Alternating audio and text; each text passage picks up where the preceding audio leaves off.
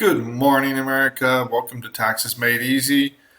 We've got an interesting topic today. Speaking to someone just the other day, and I've seen this too often where people think they need to hide from their taxes. They need to hide from the government.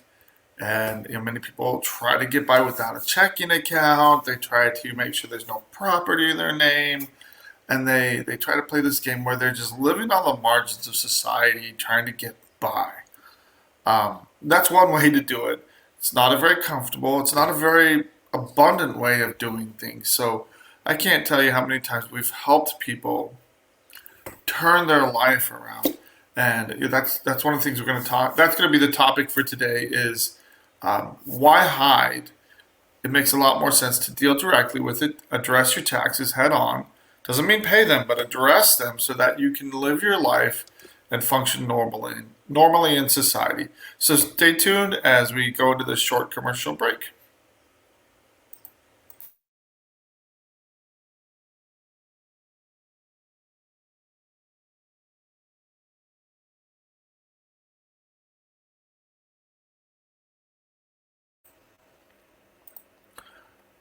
Welcome back here at Taxes Made Easy. We've got a lot to cover today.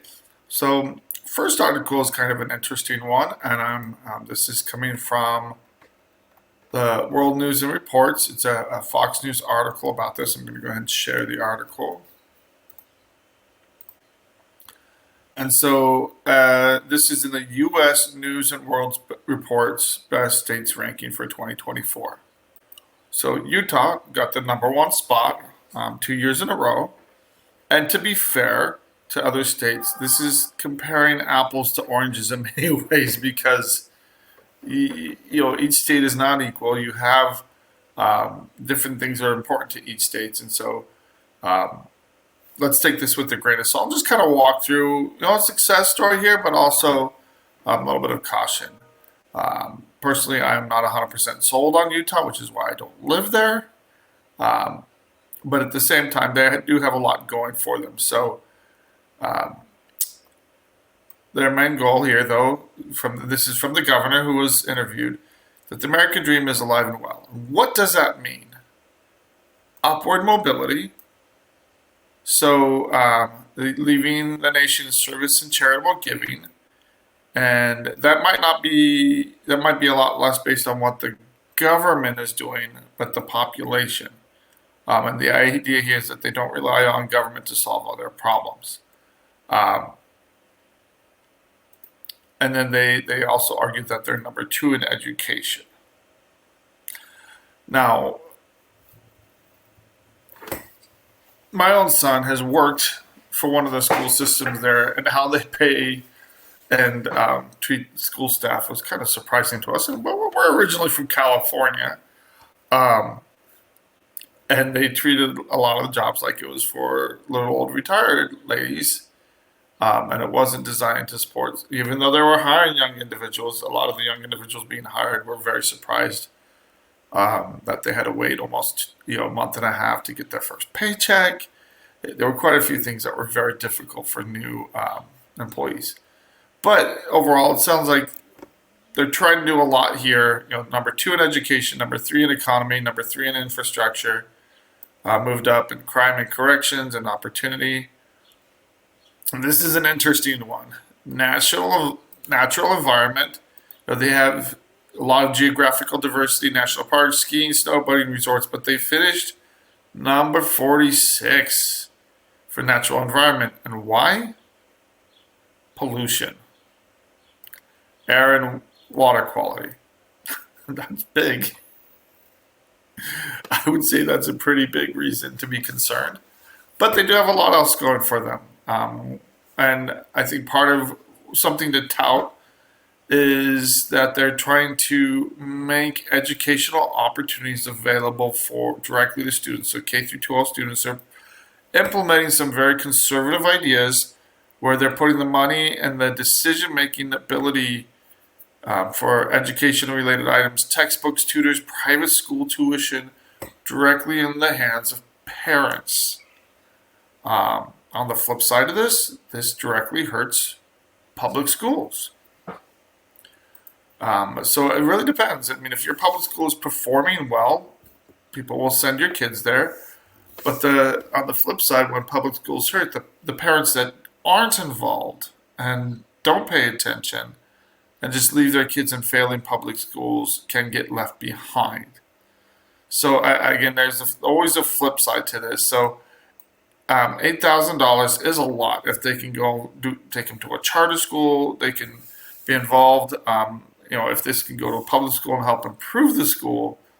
Again, this is some of the biggest concerns. So he claims they gave the teachers the largest raises in our state's history. They're still very low as far as teacher wages go.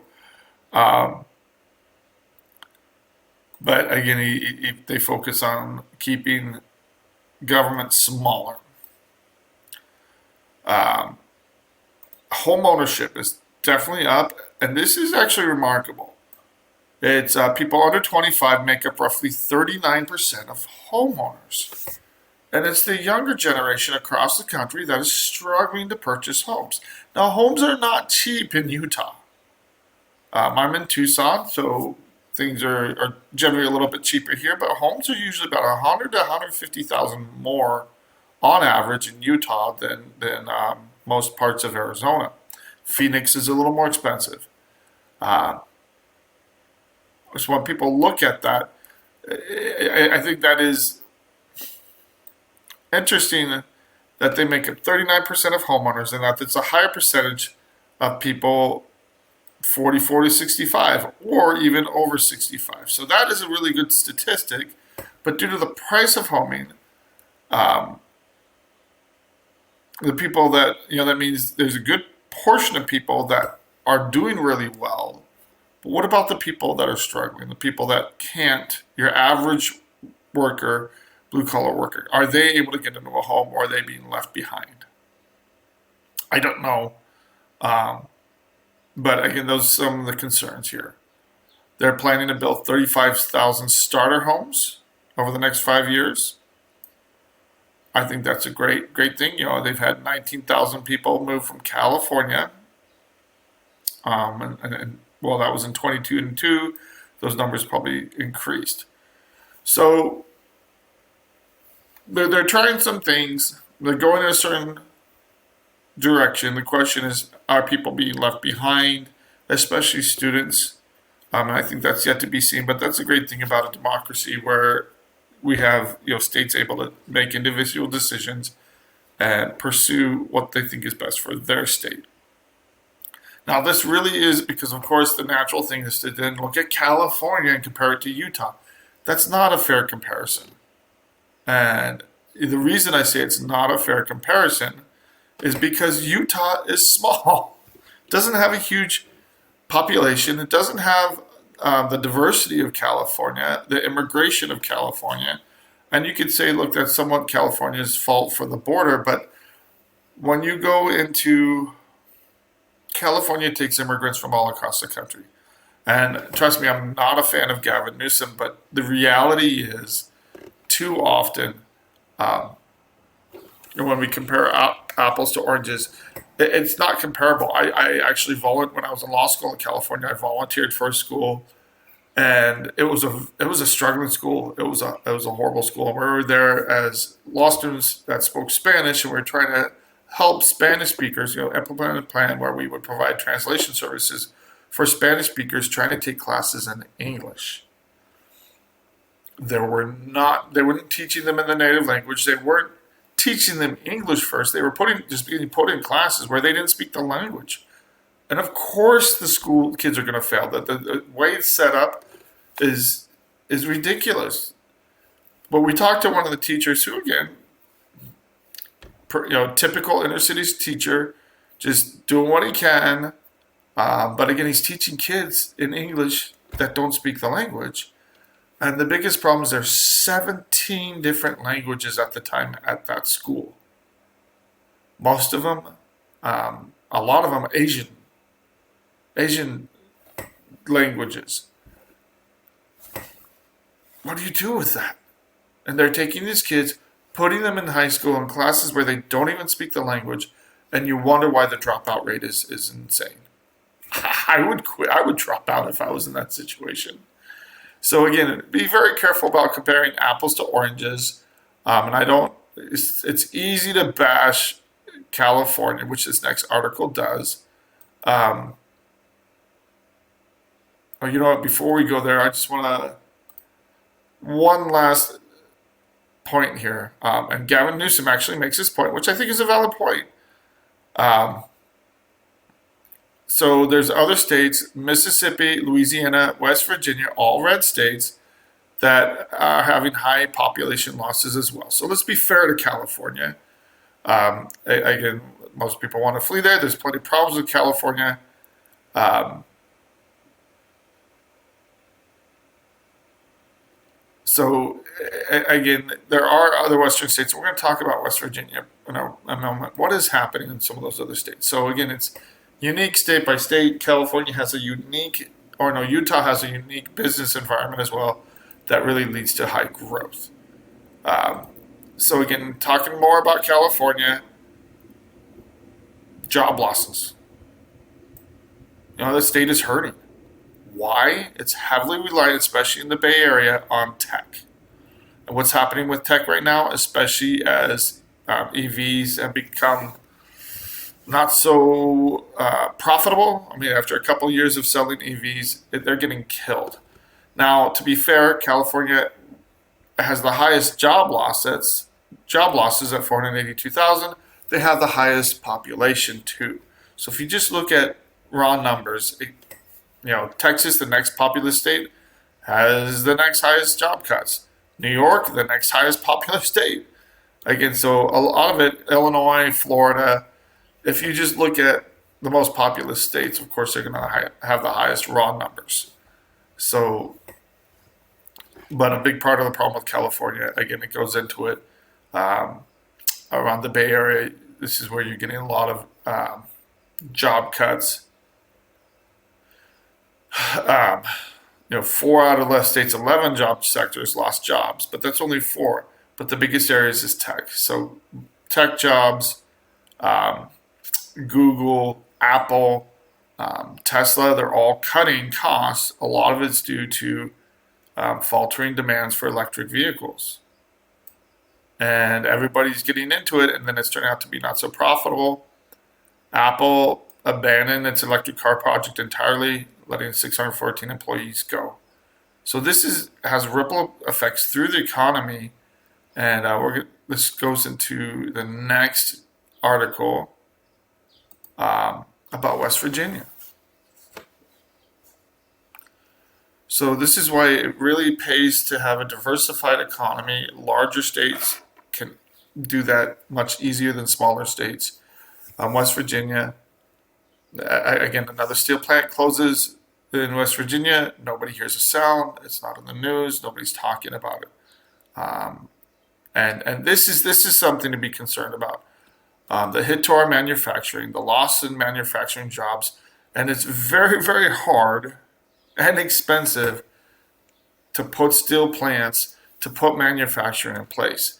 And if we're not manufacturing here, they're just doing it overseas, destroying the environment over there, again, producing all that pollution, which just doesn't stay over there.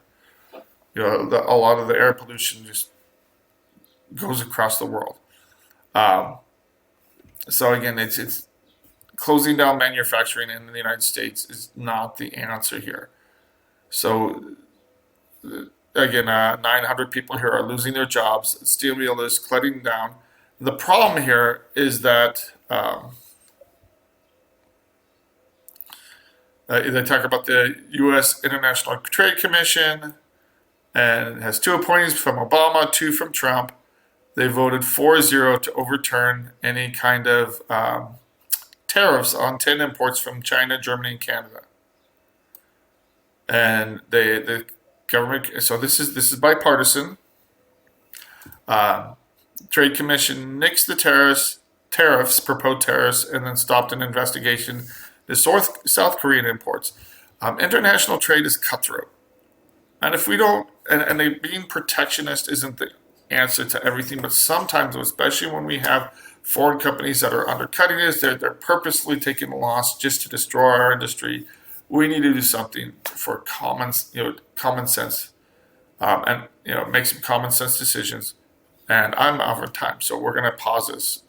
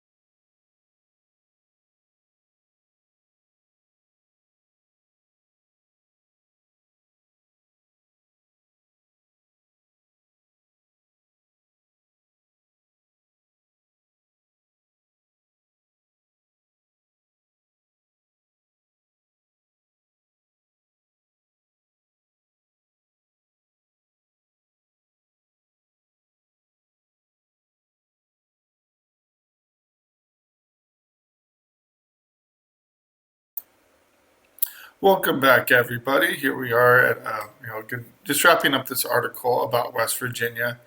I really just want to focus on this last bit here. Um, why does nobody care about West Virginia and outside of local area of West Virginia? There's no answer, or nobody cares. They don't have any political power. There's a small population, no major political figures or major industrial figures to lobby for them.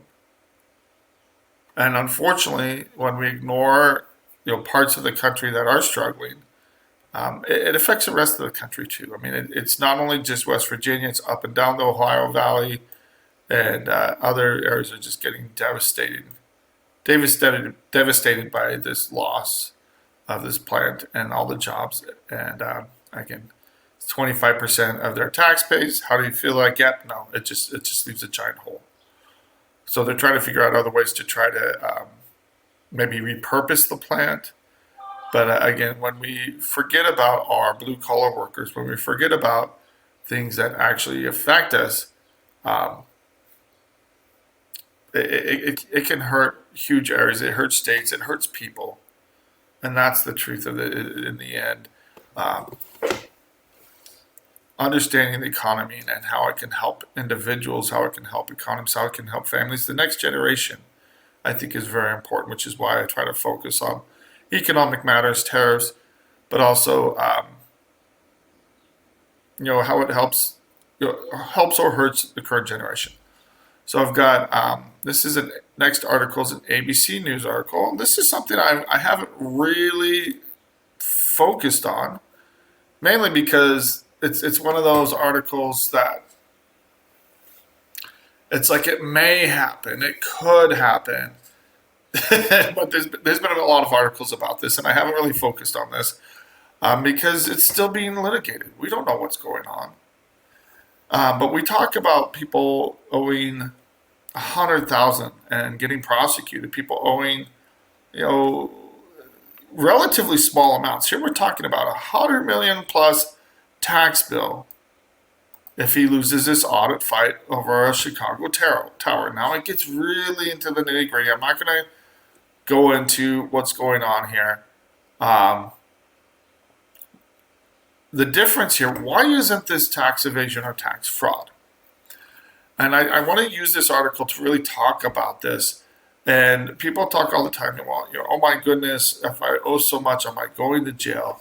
The answer is no. It's how you handle it that makes all the difference in the world. It's not about how much you owe.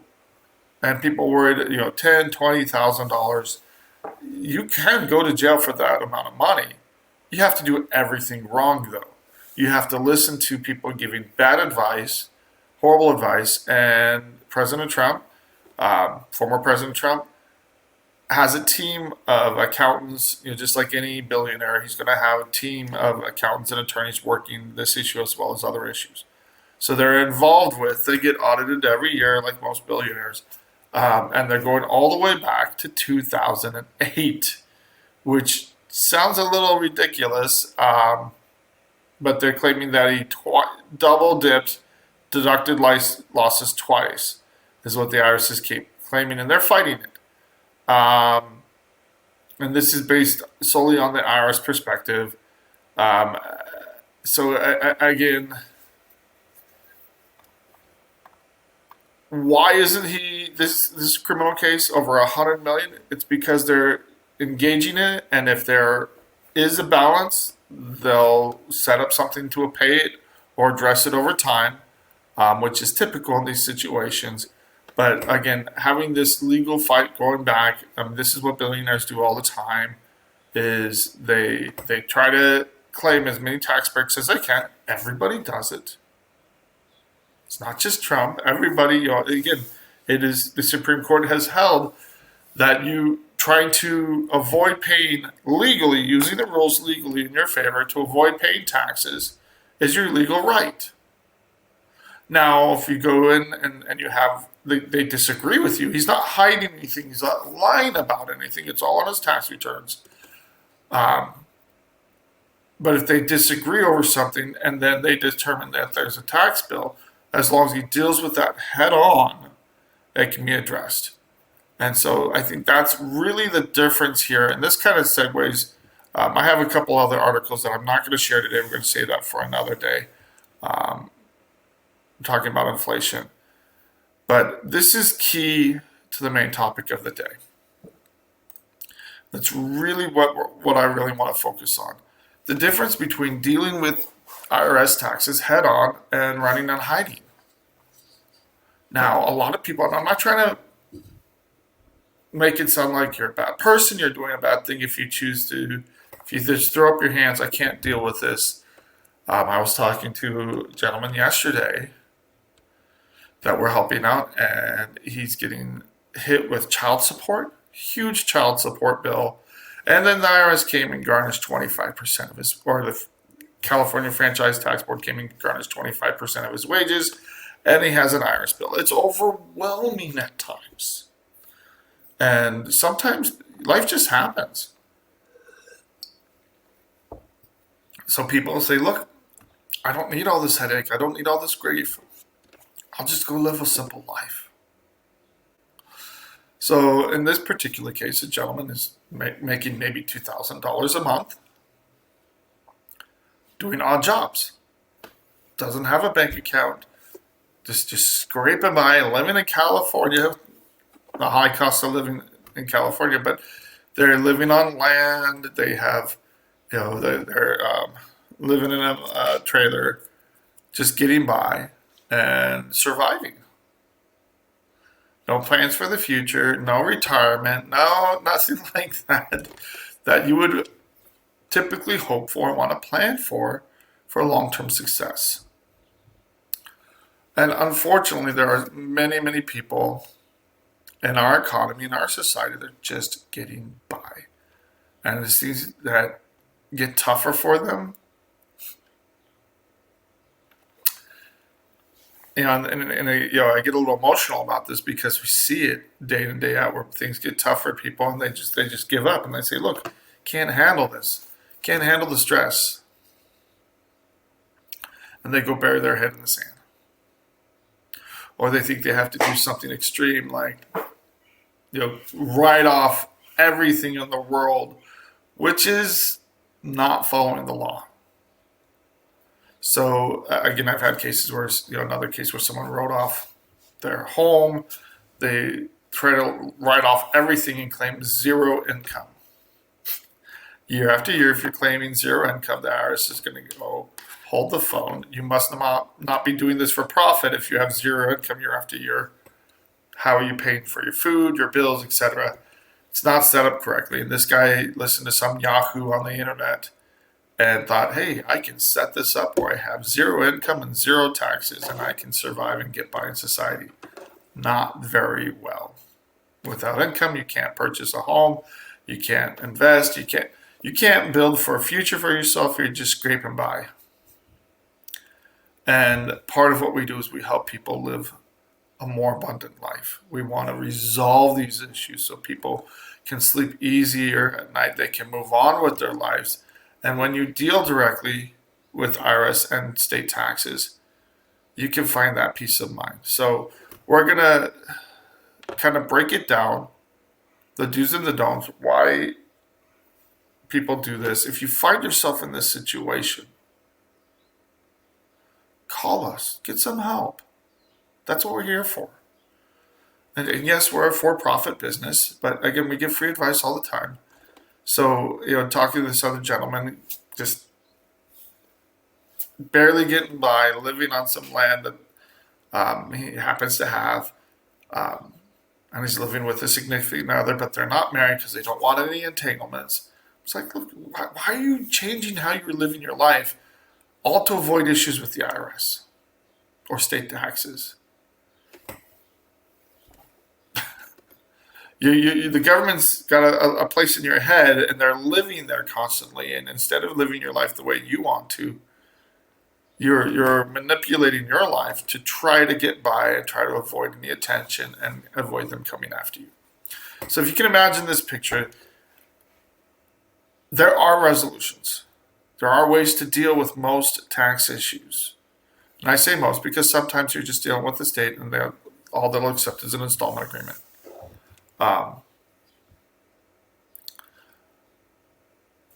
But when you deal with them directly, you can earn money. So this guy's making $2,000 in this current situation. That's all he can. He's afraid if he makes anything more, he might raise suspicions. But he's doing it all in cash, which means he has no credit. He can't qualify for anything.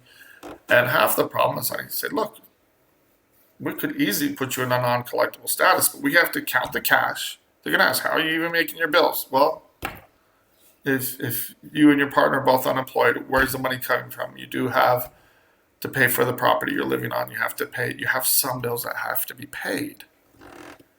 If it doesn't make sense, when you start negotiating and working with them,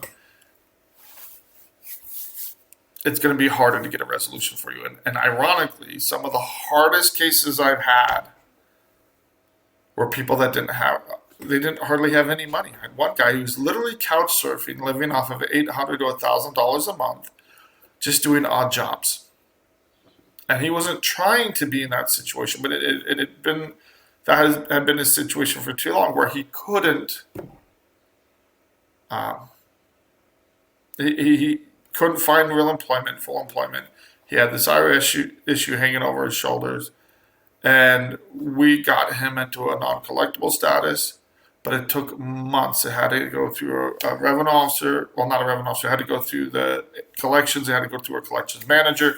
We had to appeal it beyond there to regional manager to get someone to make a common sense decision and say, look, this is the guy's history. He doesn't have any bank accounts. He doesn't have anything. He's just working odd jobs, and they wanted proof of that. They want something. So if you got a bank account and just ran those numbers through his bank account, they can see what kind of income you have. They want to see your expenses flowing out of your bank account. If they can see it, okay, now it makes sense. He has little income, but he has few expenses. So for this gentleman I was talking to yesterday, he's only making $2,000 a month. I ran the numbers. I said, look, if you don't change anything, you can make $3,000 a month and still qualify for a hardship status with California. He said, really? I could be making $1,000 more a month. I said, yes. But as your income goes up, you get more expenses. You start paying, you're going to have withholdings for taxes. He doesn't have health insurance and he needs health insurance. I said, look, we can get you some health insurance. That's an allowable expense. If you need dental insurance or you need to start, if you have health issues, and he had some health issues he'd been putting off, instead of taking care of his own health, look, they'll give you full credit for expenses to take care of your health, your dental needs, vision. You can take care of your person if you have a little bit more money. And worst case scenario, you might pay them $400 or $500. So he asked me a question. And this is not the first time this has happened. This is common in these situations. He said, look, I have a job offer. I don't know if I should take it though, because the moment I start working, they're going to come after the wages. So, well, yeah, because they've cleared out your bank account so many times that, until you've closed them, and every time you've gotten a job, they've garnished you. All you have to do, though, is engage with them, get into a hardship status, and this is with the state of California where they have a hardship status, or if they don't have a hardship status, start that job, contact them, and then set up something as soon as you start getting money so that they're not coming after you, but you're dealing with the issue head on. And that really is what I want to communicate today, is that if you are hiding from the IRS or state taxes, it doesn't matter how high your balance is. They'll take something. They'll put you on some kind of payment plan most of the time. It takes some fighting with some of the states. But if you can only afford so much, you can usually get on a payment plan to pay that for a certain amount of time. And with many states, the bigger states especially, you get on that payment plan. And as long as you stay on that over time, they'll leave you alone. They're getting something rather than nothing. And then you can function better in life. So in this case, he had a job where he could make $1,200 a week. That's $5,000 a month. He's currently only making $2,000 a month. So I crunch his numbers and say, well, if your taxes go up, you get health insurance, you might end up paying $500 on an installment agreement to the state of California if you're only making $5,000. Your $5,000 in California still isn't very much. It's like, well, do you need a car? It's like, yeah, my cars are trash. They're old. I'm like, you can go buy a car. You can have a car that's not breaking down on you every time you try to drive it. And that's an allowable expense.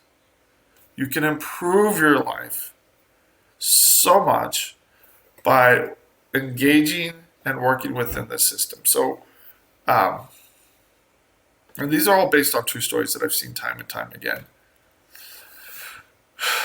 So, true story, individual is working in New York. And his boss was not so ethical. And that he had his employee that didn't have control of anything, didn't know what was going on, sign some documents and put his name as a responsible party for the business. If your boss ever decides to pull a fast one like that, ask you for do that, run, don't walk, run away. Because this has caused him 15 years of grief. The company was already going to fail, and he was just setting this guy up as a fall guy. So the company was going to fail. He became responsible, and he's still dealing with this 15 years later. And it's just nuts. So he ended up homeless on the streets of New York. For a while, he had his teenage son with him. I think the teenage son has found other accommodations. But he couldn't. His driver's license was suspended in New York. Couldn't work, couldn't drive. It was just, life was very, very difficult for this gentleman when we first came in contact with him. And a big hole had happened. Again, this was fraud perpetrated on him by his former employer. And so we went and we did an offer and compromise with the IRS, took care of that, then turned around and did an offer and compromise with New York. And once we settle it with New York and wipe it out, they'll take about $10,000 and everything will be fine. and that'll raise about $115,000. Then he can go get his driver's license again. He can function again normally in society. He's had jobs offered to him, and he just needed a CDL. He just needed to get his driver's license again, and he'll be just fine. He'll be able to earn an income and make a living again. And we see this too often where people's licenses are suspended, where they can't function in society due to these massive garnishments. Now, and this other case, I have a case with a retired Marine. We're trying to help him out. Where, well, he hasn't hired on it, but he's getting ready to hire on. And he served our country. Now he's got a massive child support bill on top of the IRS coming and garnishing him. Because he's not engaging with them, they look, oh, you have this military retirement, so we can go after your wages, and because you have another source of income, we can take 100% of your wages. Now, normally they're limited to 50% for the IRS or 25% for the state, but that's the problem. When you don't engage with them and you try to hide, whatever assets you do have can be hit and hit hard. There are resolutions, and that's what I really want to hammer home. There are ways to fix this and give you peace of mind. I'm going to continue the conversation after this next break coming up in about 15 seconds. But I see this time and time again where people are getting hammered. They're getting garnished at 100%.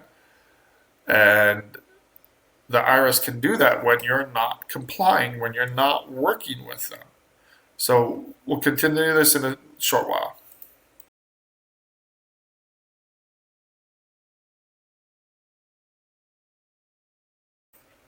Welcome back, everybody. We're going to wrap up this section. And I really want to hammer home that there are solutions out there. So, true story, little old lady, a retired lady, she's married, but she had a tax issue, a pretty hefty tax issue at that. But she married someone that didn't owe the taxes, and now the IRS is coming after her. So because she was married and had another source of income, they garnished her at 100%. So they're taking her entire Social Security check of around $1,200. Can they do that? Yes, but if you work with them, there's no way they can do that. So we went in, and her husband was making $10,000 a month. So she wasn't hurting, but her entire check is just gone. They figured there's no way they can get that back. The way the IRS analysis works, though, is that they have to proration it, and there are certain things that still qualify for an individual. So you still have your own vehicle. If you are paying taxes, if you are paying for health care that comes out of your check, you still get that. There are things that they can't take away from you when you go in and negotiate and deal with them. So there's a revenue officer assigned. We went in, presented the financial information and said, hey, you need to cut this garnishment in half. Instead of taking all of our Social Security, you should only be taking half of it. And the debt was so high, there was no way it was going to pay the debt over time. So the revenue officer told us, go pound sand. She wasn't going to release it.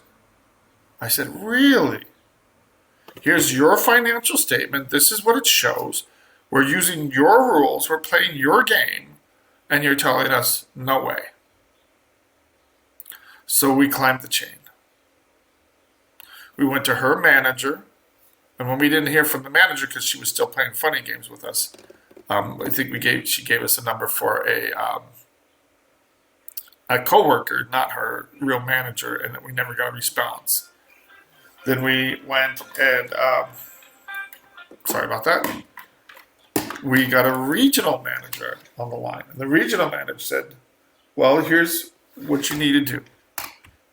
Do an appeal, get it to me within 24 to 48 hours, we'll have a decision on the case. So as soon as we got that appeal in, they they did exactly what we asked them to, dropped it down to $600 a month. And then we turned around and did an offer for around $7,000 to wipe out a couple $100,000 in tax liability.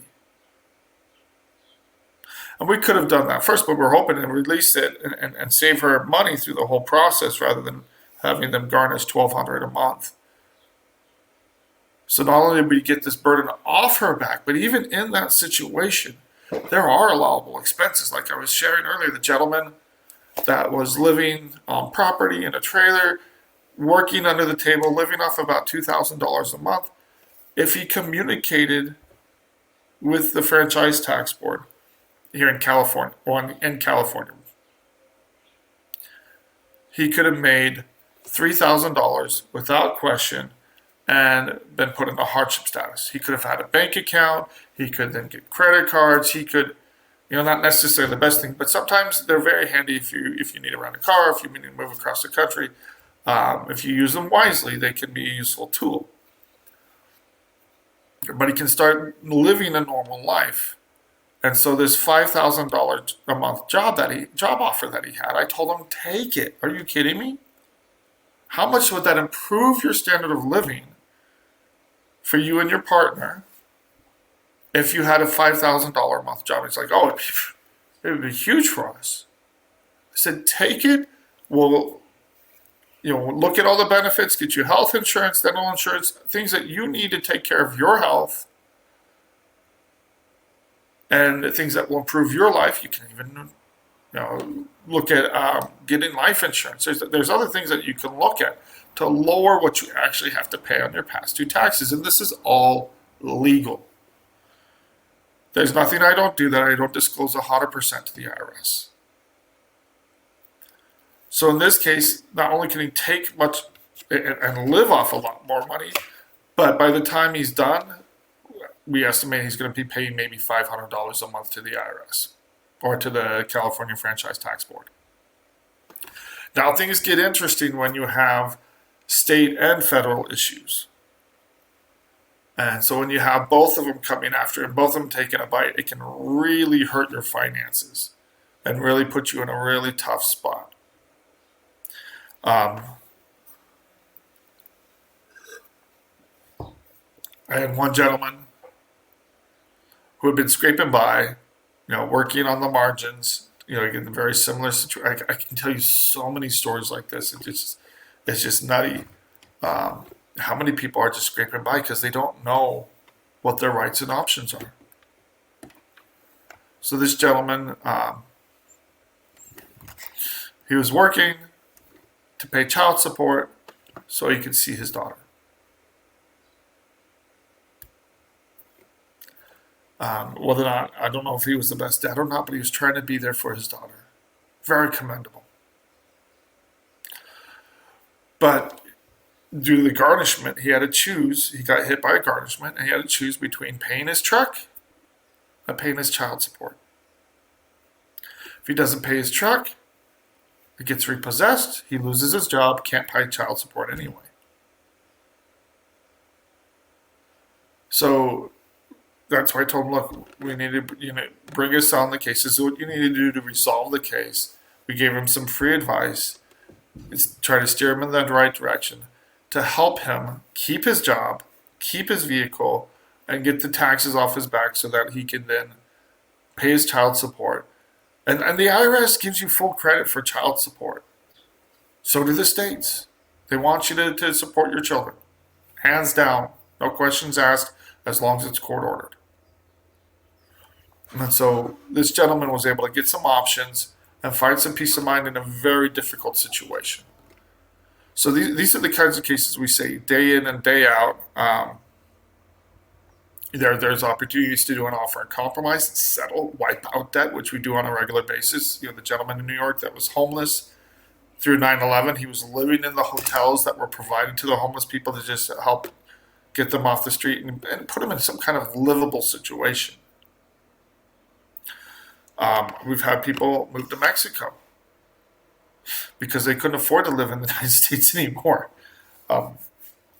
People, retired attorneys, didn't plan the best, didn't have enough saved up for themselves, But again, tackling these tax issues and dealing with them head on, it gave them peace of mind. We were able to settle the tax issues, and they were able to come visit grandkids. They were able to come and go freely without having to worry about getting settled down or having their Social Security levied by the U.S. government. So if there's any, and the options are out there in most cases. So there are some exceptions. I do have a case where a lady had a business. She bought a business knowing that it had been successful with the prior owner. And so she purchased the business because the owner wanted to retire. She wanted to keep it going. And the economy turned.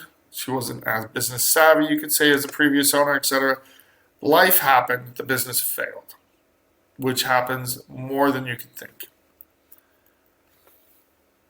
And you wouldn't be, it would blow your mind how many times business owners get in this fix where they have a business, they're trying to hire people, they're trying to add to the economy, and things just don't work out. It happens. Most small businesses fail over time. Now, most businesses don't last.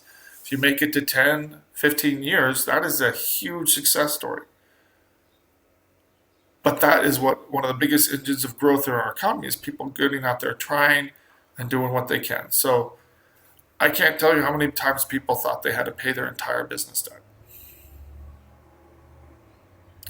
They felt obligated to do that, or the IRS has told them. And I had someone at the IRS the other week tell me that a business that shut down in 2017 had no accounts, no income, and it's been shut down this entire time, that the owner had to pay the entire amount before he could close it out with the IRS.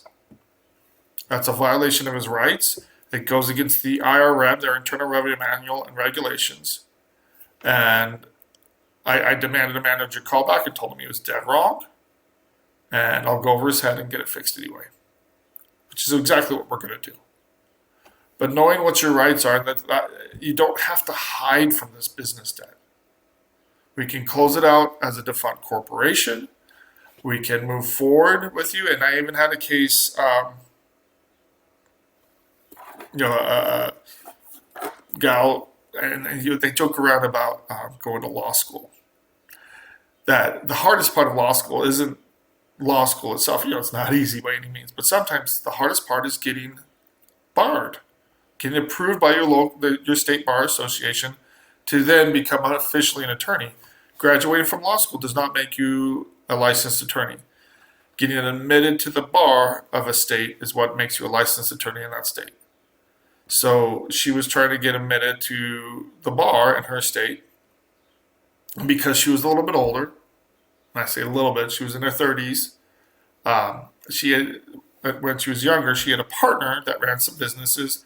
The partner cut her out, racked up some debt, and then the businesses failed. She didn't even know about this debt until she went to go get admitted to the bar. When you get admitted to the bar, you have to disclose everything, the good, the bad, and the ugly. That's why they say it's best, if you're going to go to law school, go when you're young, before you've lived life, before you've had any credit issues, whatever. Go when you're young, and it's so much easier to get approved because you haven't had life happen to you yet. In her situation, they were demanding. I actually testified before the bar on her behalf, pretty much saying, look, these are unenforceable debts. The IRS has these closed.